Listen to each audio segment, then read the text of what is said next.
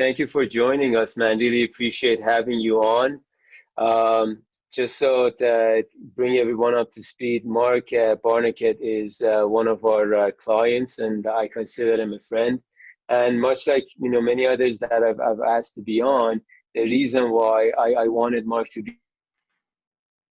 be on is not only because he's obviously very successful professionally, but he is just a real stand-up guy. He's a real man's man, if I can use that term, and it's someone that is easy to look up to. I've had the pleasure of having some great conversations with you, Mark, and it's always been real honest and open, and I've never felt like I need to hold back with you. It's always been easy to just get into a conversation, even if we've had a challenge to deal with, and like, this is fucked up, you guys are doing this, it's all messy, and you're like, no, you got to do it this way, you got to do it that way, but it's easy. I mean, just the fact that we can speak to you openly and easily is a testament to your character, and that you're not, oh my God, how dare he say that? It's just shows that you're confident and you're sure of yourself, so it's easy and to talk to you without you just taking things personally and being offended. So love to get some details on your background, how you came into the business, whatever you want to share with us.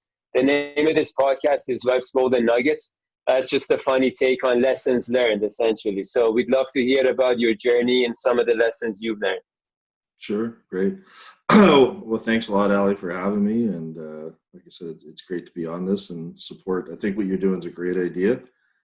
Especially when you tell me about the audience for this, it is people that are perhaps a little bit earlier in their career getting into the whole wealth management industry. So thanks a lot.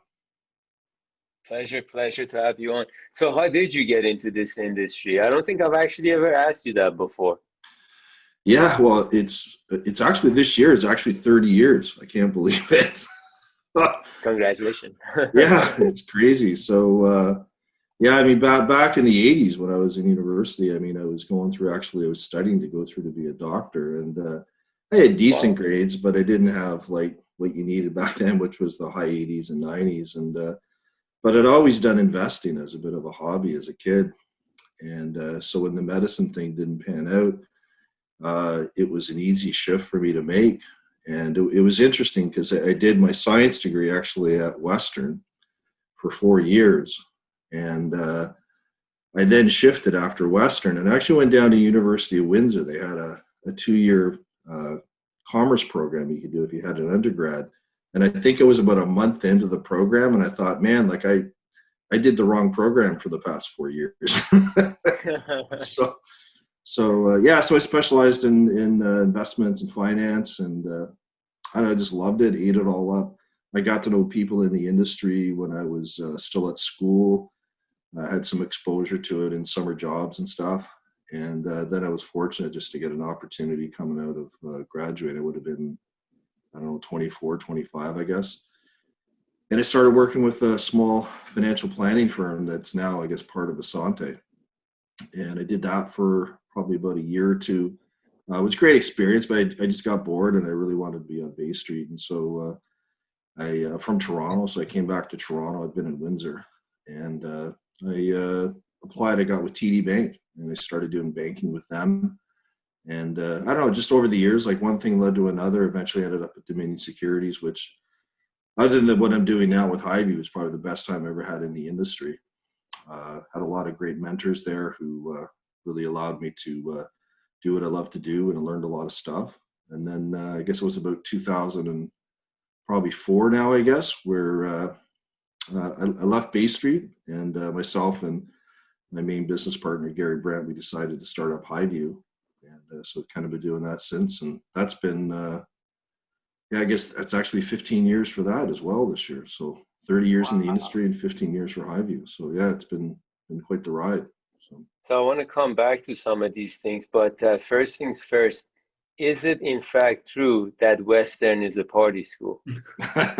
It definitely is. You mentioned the trick is, though, you have to work harder. You graduate by Christmas. So. When I was going to U of T, I looked at Western too, and I was like, everyone was telling me it's a party school. I was like, am I going to be missing out? I figured I'd rather work, so I'll just stay in Toronto, go U of T.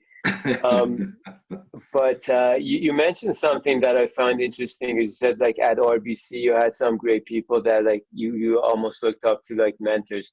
Love to get your thoughts on what made those guys fit the bill.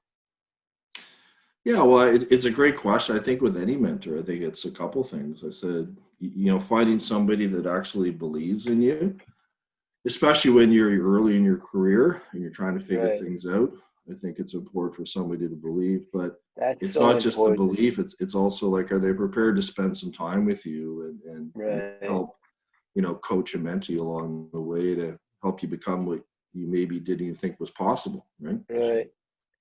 That's so important. I love that you said that because it's one of those things that you feel it, but not everyone articulates it. But when somebody comes along, especially someone who's in a position of authority and takes notice and says, "Hey, good job," or you know what, you can do this, or you did that, or they take some time with you, it goes such a long way. It's just such a boost of morale. And like just the way you said it now, I just started all like it just immediately took me back to all the times that someone's come along.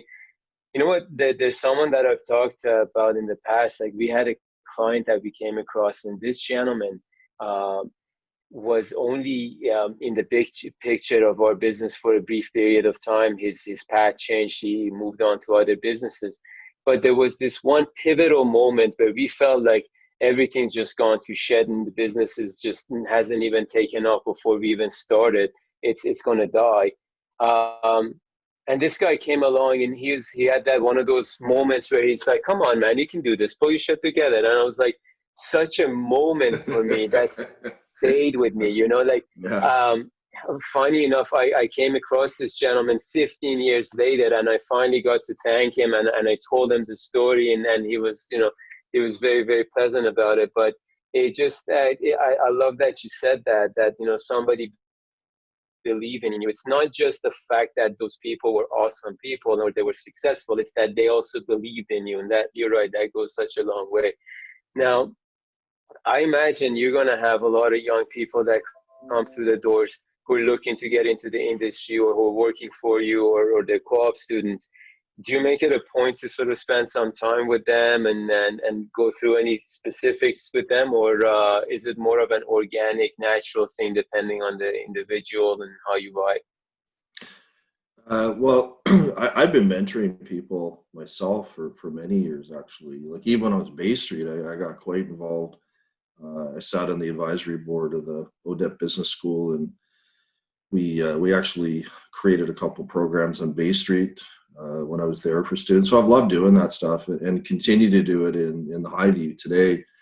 I would say probably roughly half of our team, I guess, would be at an age where they're earlier in the first half of their careers. So we do have some formal programs. We have a behavioral psychologist that we actually have on retainer that we use selectively with people, and it's been a big part of what we do. Like when we hire, we actually, part of the due diligence process we do is really to try and find out how the person's wired and whether or not they're going to be a right fit for the job, but also a right fit for the culture of the firm. But once we have that established and we hire them, like we just don't stop there. We actually do invest a fair bit in them. There's some people I'll spend time with, others will, like managers, will spend time with. But a big part of what we do right up front as part of their profile is really trying to find out what their unique ability are, their gifts. And then we really spend a lot of time helping them to really hone in on those gifts and those strengths and really build those out. And, with 15 years behind us now, like you can really start to see how it has an impact in their lives, but also an impact on the firm, which is great. So.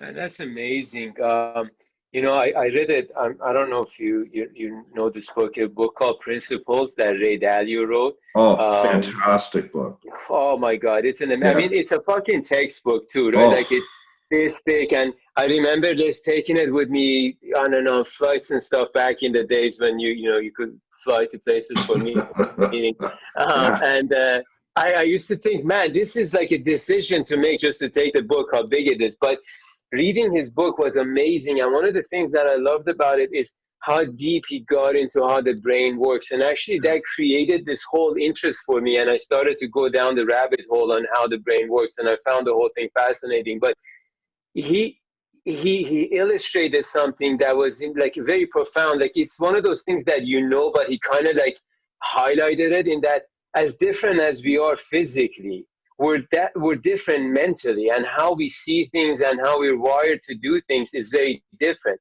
So you can't just assume that when you and I look at this thing, we're not necessarily seeing the same thing, we're not perceiving the same thing.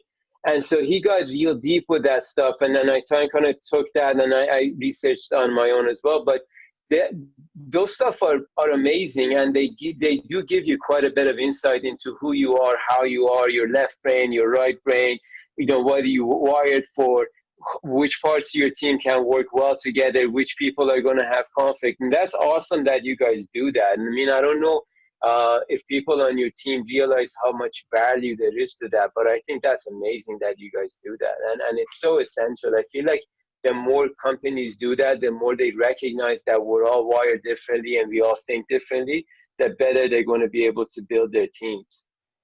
Well, it's a great point, and I think like I'm sure you get the question too, right? Like, we're both, let's say, in the scheme of the industry, smaller businesses than some of the large organizations. And I think that's the exact sort of stuff that, having been on the large organizations, and, I appreciated the time, I learned lots when I was there, but to do this sort of like really high touch mentoring, coaching with the key people on your team, it's really hard to do in these large organizations because there's so many people.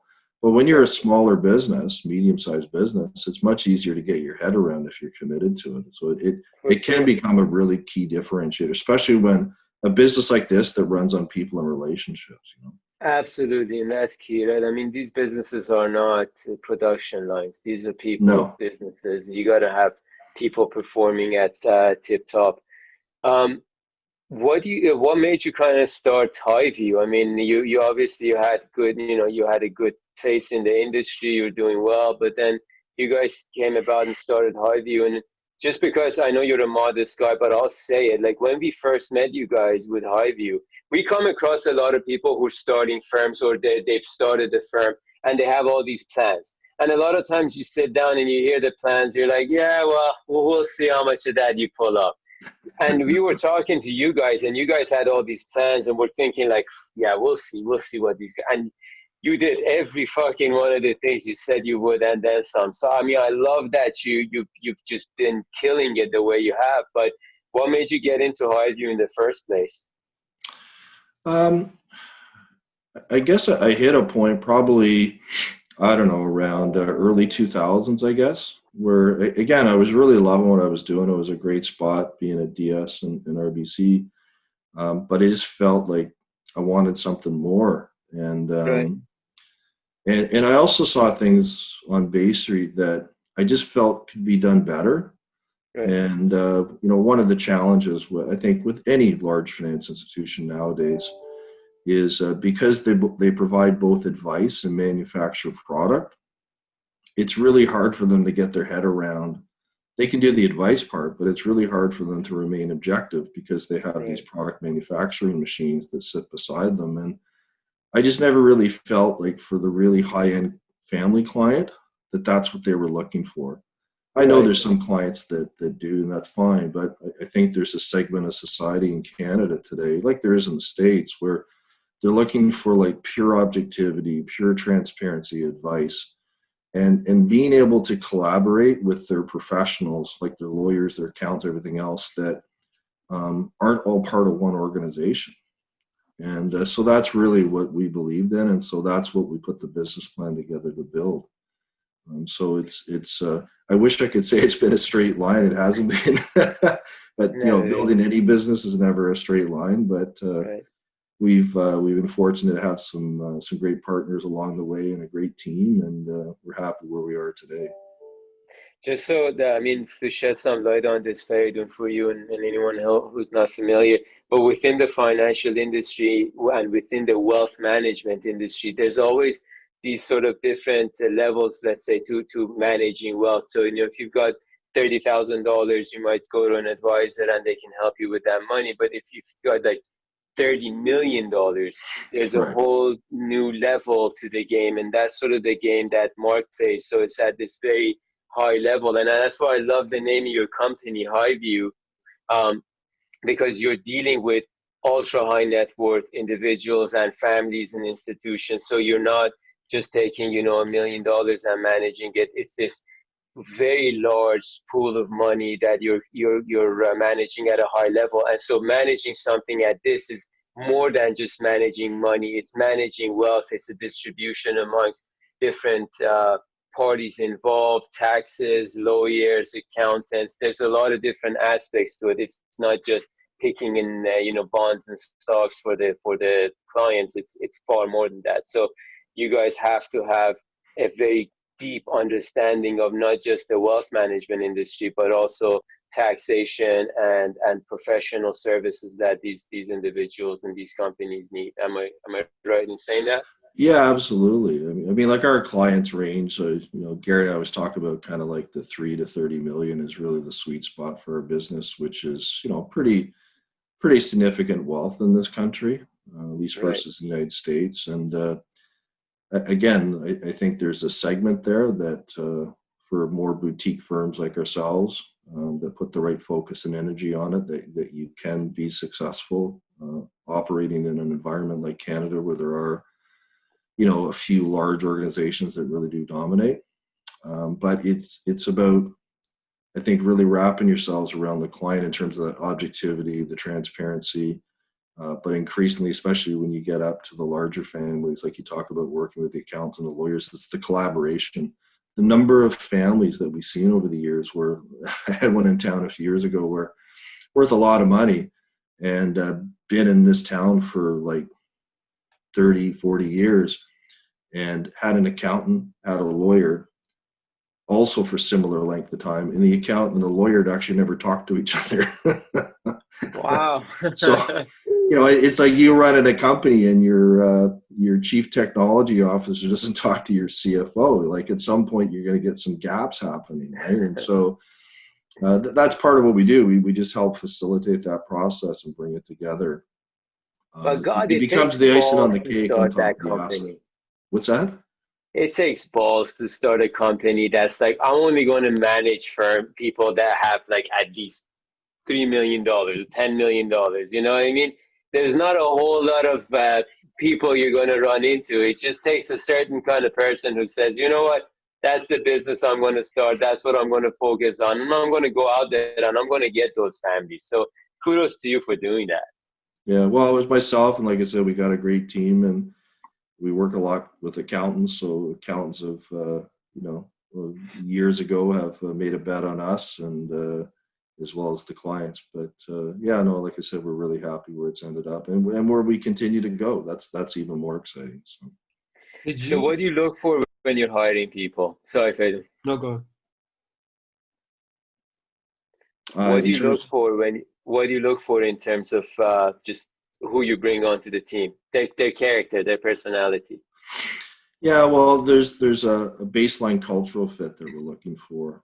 Mm-hmm. So we have a few key core values that we look at, and it's interesting. Like a lot of organizations say, "Oh, we have a set of values," and they kind of put them on a piece of paper and put them on a wall or file them somewhere and forget about them. But Right. we actually live them, and we actually measure people's performance against it year to year as well. Wow.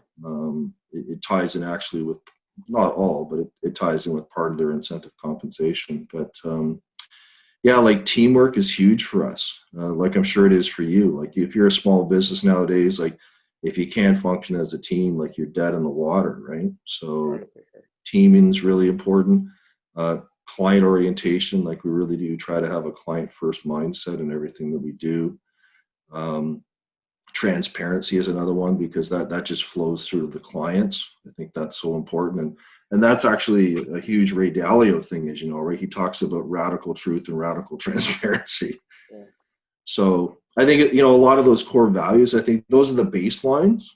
And then after that, we get into like the specific role. So for each of the roles at HighView, we not only have a typical like job description or position profile, but we've actually worked with our psychologist to actually create a set of behavioral profiles as well. So when we're going through the psychological assessments, we know exactly what we're looking for in terms of getting that natural fit for that role. So, Right. but it takes a while. Like we'll be, depending on the role, we could be 6 to 9 months finding the right person. We use external recruitment process or firms to help us sort of narrow it down. But it's also being disciplined. I remember there was a role we hired about 1.5 years ago. And before we hired this person, we thought we'd found 2 potential people. I always like to get it narrowed down to 2 before we do the profiling. Right. They both failed the profiling. Wow. So it was a tough decision because we'd sunk at that point probably a good 6 to 7 months in the whole recruitment process. And I remember we sat around the table and I said, look, I know this is a really tough decision, and because we really needed the resources. And we made the choice to say no to both of them very respectfully. And we went back to the drawing board again. And it took us another 6, 7 months to find the right person. But you know what? They ended up being the right person, and they've just been a great addition to the team ever since. Wow. So that's tough to do. Well, but I was going to Do you ask. find that there's any pushback when you? Sorry, man, I keep interrupting you, Feridun. Go ahead. No, I know. Go. If it's relevant to what he just said, go ahead. Do you find that people freak out when you tell them they're going to have to do a psychological profile? Do you find that there's any pushback on that? Like, there must have been a bit of like, as soon as you say that, just like, it's kind of easy for someone to be like, whoa, like, what are we getting at here, Yeah, no, it's I've never had pushback, but I think so much of it, like anything in life, it's how you position it. And what I tell people is that we're not asking you to do anything that no one else on the team has done. As a matter of fact, the whole firm, including Gary and myself, has gone through the exact assessments. Right. So I think it kind of puts them at ease, and it's like, okay, well, if you want to be part of this team, like it's just part of the process you got to go through. So. Right, that's understandable. Just something I think the younger audience might wonder is when you were starting HighView, what are some of the struggles you faced, struggles that may be relevant to other people that are also starting in similar positions, and how you overcame them, if there's anything relevant? Yeah, well, there's a whole bunch of struggles when you're starting a company. But I would say, probably the 2 biggest ones we faced. One was the people side. Again, when you start hiring people and you don't have like the types of assessment processes we have in place today, it makes a big difference. So I think we're far better today at getting the people part of the equation right than in the earlier days, when you're just so busy trying to get the business going and you probably don't spend as much time on the due diligence side of the people as you should. That'd be number 1. And number 2 is like we have to raise capital. And Canada's a tough country to raise capital in. I know it sounds crazy because we're in the investment management business, but when you're trying to raise money, and it's just my view, but if you're trying to raise under say $40-50 million in Canada, it's a really tough struggle to find the right fit versus say the United States. If you're looking for far bigger raises, I think it's easier to do, especially if you got some pretty bold ideas in technology and whatnot. But I would say those are the 2 biggest challenges that we faced at the time. We're obviously through all that stuff now, but in the early days, those are the challenges. One of the things that I'd love to get your thoughts on is, when we started this business, we had no understanding, if I'm being honest about it, of what it's like to raise capital and then build your business with that and like have a financier behind you. So for us, it was like completely old fashioned, just do what you can, make a few bucks, use the few bucks, hire someone new, build a little more, make a few more. And like, it was very organic. And then by the time we kind of got to a point where I understood what goes into getting a financier and, financing your business, we were fortunately at a point where we didn't really need to do it so much. And so I'd love to get your thoughts, because this is something that I come across with a lot of the students that I talk to if they have business ideas, and they often ask, how would you rate it? You know, if you had to go back, would you take some financing on and try and grow quickly, or would you do it the same way you have? And for me, I always go, you know, I always give basic responses to that. But I mean, for me, essentially, it's like if you have a clear plan and taking on money is going to help you just go through the roof, then do it. Otherwise, don't, because you're going to take that money. You don't know what you're going to do with it. And now you're going to be, you know, in a tougher position had you just tried. But I'd love to get your thoughts on some maybe guidelines that can help people decide what path would make more sense depending on their business. Yeah, it's a great question, tough one, because I think the answer is it's very business dependent. So in other words, I think the higher touch your business is in terms of the client relationships. Not to say that you can't go out and raise lots of capital that can help accelerate the growth, but I think you always got to look on the other side of the potential consequences of it. That in those businesses, if you're growing too fast, that you can lose touch with the existing client base, and you're spending so much time, money, and effort to bring on all these new relationships, but you're not even servicing what you got properly. So you start losing out the back door as fast as you're bringing them in the front. Right. That's a great point. You know, versus if you're more in a product business, and again, like these days are kind of gone for the most part now, but I think back to the early days in the mutual fund business when like they were just piling on the assets in the mid-late 80s and the 90s. And again, the relationships were with, say, individual advisors. So as long as, and the advisors were then running the relationships with the actual investor client. So those businesses, I think you can really push hard to grow really, really fast as long as you keep the relationships with the people in the middle.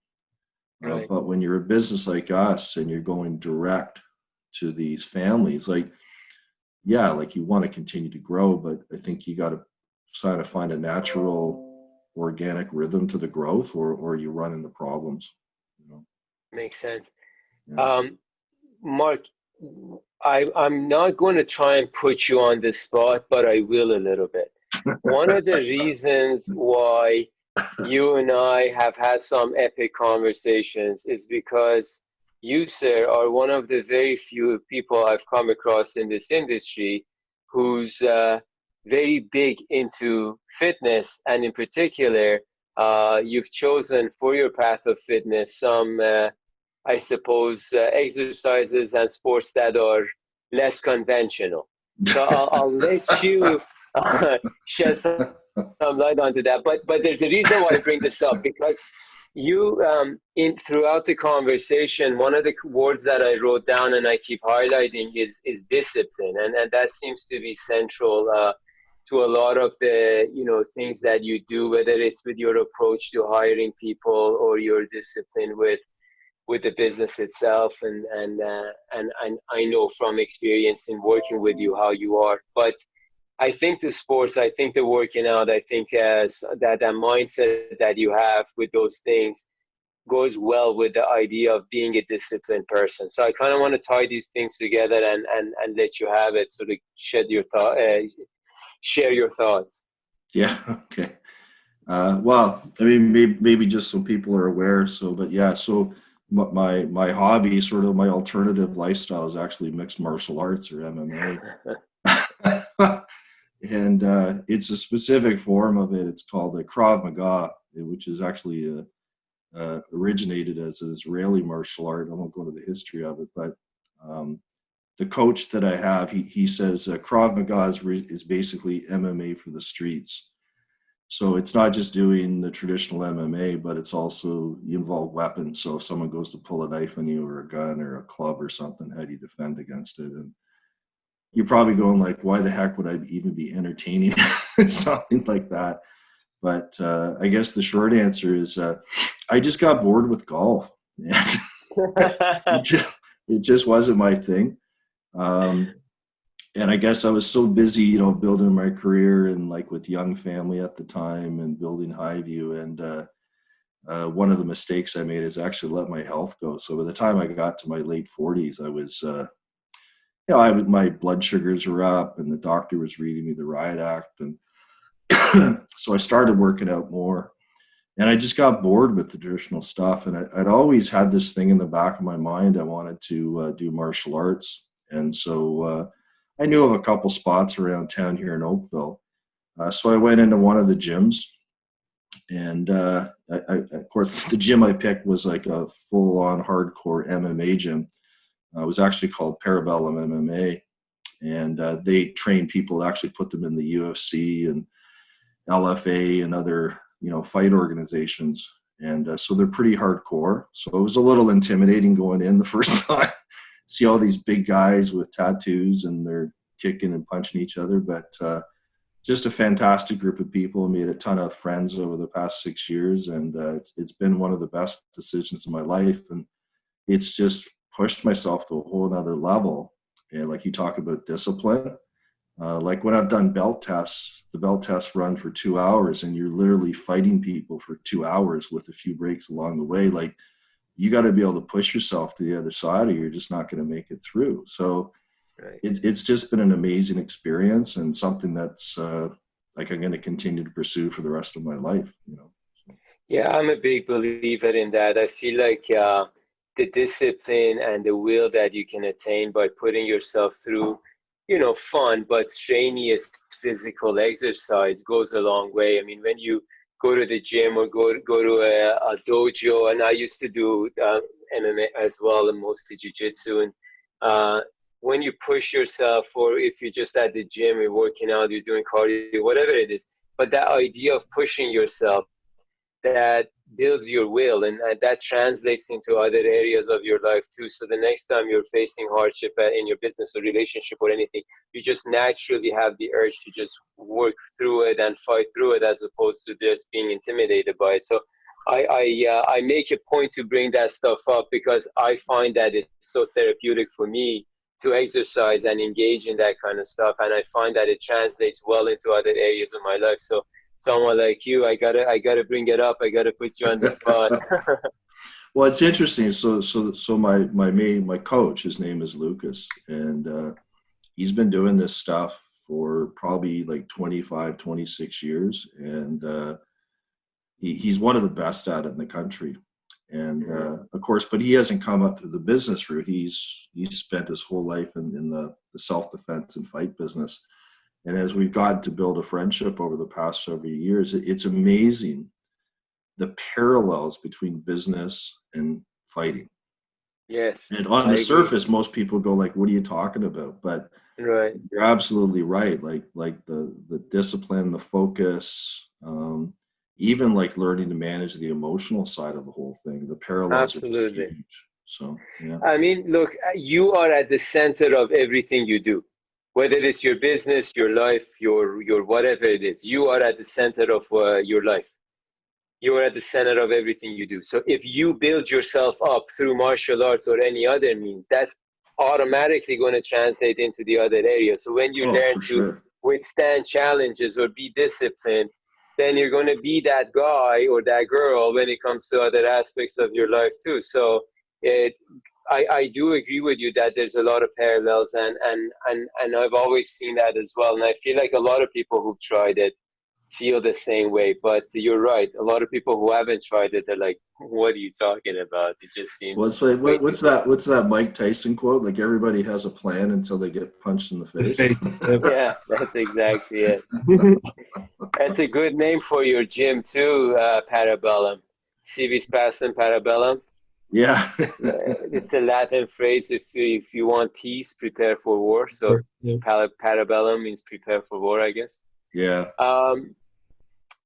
How has it been for you in terms of going from a large business like RBC to building your own, which is, I mean, which obviously compared to RBC is a smaller business, but that's something else that I come across also. And I talk to younger individuals about this because people need to be mindful of their own character, their own personality, their own goals.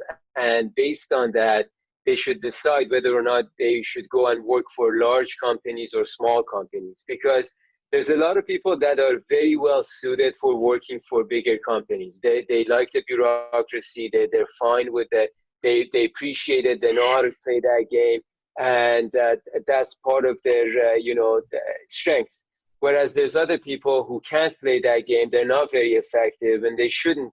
But when you're young and you're eager to just get a job, you're kind of like, well, I'll just take any job that I can. But I do think it's important for younger individuals to be mindful of the path they're setting themselves up. So I often talk about the distinctions and the differences between working at a big company versus a small company. So I'd love to get your thoughts on any, guidelines on what you think makes sense and how you would gauge it. Yeah. Well, like I said, like before I started HighView with Gary, I had an amazing time on Bay Street, and actually worked for not just RBC but TD, and obviously large organizations. But they were fantastic to me. Like I have no issues. I think what happened to me probably happens to any other entrepreneur you might talk to in this industry that's worked for a large organization. I think they hit a fork in the road, right? And maybe it's like mid-30s, late 30s, early 40s, something like that, where you kind of go, like I've been fortunate enough to sort of build up this set of experiences and skills, and I think some people are going, yeah, and I just want to continue to go along like the existing path with the large organization, which is great. But I think there's maybe a smaller subset of people like myself where they go, I could do that, but I'm just kind of drawn down this path. Like I want to take a shot. I want to kind of do this and kind of leave a little bit different type of mark on the industry. Right. And so that was the path that I selected. But it's about getting the right fit for people. I'm a big believer in that. So, Mark, what do you think are some personal traits that are critical for people to just kind of hone in themselves and be fine? Sorry, for the industry or to go down an entrepreneurial path? Generally speaking, man. Generally speaking, I feel like it sounds kind of cliched, but some of the basics, like whether it be honesty or I don't want to sort of create a list here for you, but some of the basic personality traits that I think go a long way in helping people achieve success and achieve their goals. What do you think are some of those characteristics that are critical for people to focus on? Yeah, well, I guess a couple things. I mean, for sure, like honesty, integrity. I mean, those to me are just like, they're so mission critical. Like they're table stakes. Like, right. Especially in this industry, where you're handling people's money. Like if you're not honest and integrous, like go look somewhere else, right? Because people work so hard to make their money, right? So I think that's like base level. But beyond that, like if you're talking about like younger people coming out, and I got two 20 something sons, but I always tell them, and I tell the younger people that when we hire them, it's like, I think what's missing nowadays a lot in the industry, and I think it's a product maybe of the internet age, whereas so many people expect things so instantaneously nowadays. Right.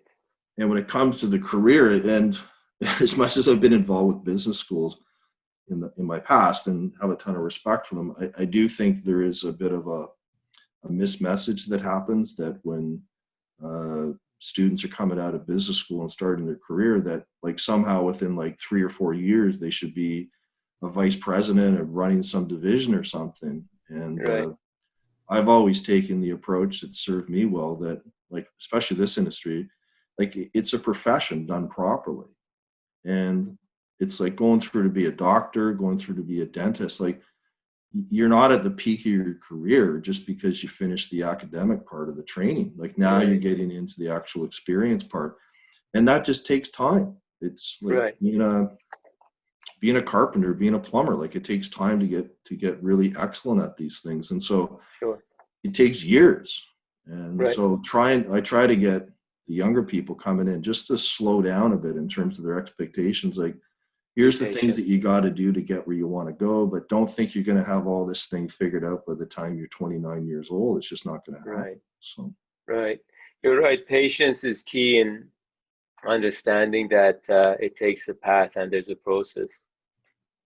Totally. And persistence. Persistence is huge because Mm-hmm. I would say probably like anything in life, but the bigger your aspirations are, the more obstacles you're probably going to encounter. And if you Right. can't persist and push through those obstacles or figure ways to get around them, Right. and you're just going to give up, then you're not going to get anything that you want. 100%. Mark, really appreciate you joining us today, man. I love the conversation. I just realized that we've kept you for a while, and it was just a testament to the great conversation and how easy it is to talk to. So really appreciate you coming on. Um, any parting words and any particular golden nuggets you wanted? I mean, you've already given us so many, but I just want to make sure if there's anything specific you want to talk about. I guess just the biggest thing, and it's something I unfortunately learned probably later in life, but I can't stress enough for people starting their careers, like the first, 4, 5, 6 years, like really try to figure out who you are and what your gifts and strengths are, and really try to focus on pursuing that and making those better. I think so many people try to fix their weaknesses, and I just, you don't want to have the weaknesses so that they're damaging you, but at the same Right. point, you're better So off to true. sink your time into building your strengths. So So true. So well said. You're right. That's so true, and it's so profound. And you're right. A lot of times people are so focused on their weaknesses. You're right. Don't let it be a detriment, but just focus on your strength and build on those, yeah, and just kill it with the gifts that you have. That's awesome, man. You are awesome. Thank you so much for doing this, Mike. Really appreciate thanks your for having me, time. guys. Yeah, Yeah, thank you very much. Pleasure, man. Hopefully, we'll be able to do more of these, but in person at some point. For now, we appreciate you joining us by Zoom. okay, that's great. Thanks, guys. Take care, Mike. Thank you Talk to you so later. much. Appreciate it. Bye.